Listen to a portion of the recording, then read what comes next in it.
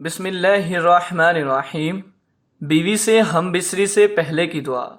आप सल्लल्लाहु अलैहि वसल्लम ने फरमाया, तुम में से कोई शख्स जब अपनी बीवी के पास आए तो ये दुआ पढ़ ले, फिर उन दोनों के दरमियान कोई औलाद मुकद्दर हो जाए तो उसको शैतान ज़रर ना पहुंचा सकेगा।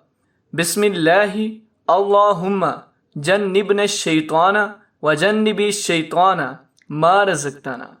दुआ दोबारा रिपीट करते हैं।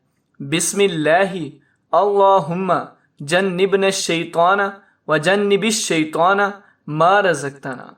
तर्जमा, अल्लाह के नाम से शुरू करता हूँ, ए अल्लाह हमको शैतान से बचा और जो औलाद हमें दे उससे शैतान को दूर रख।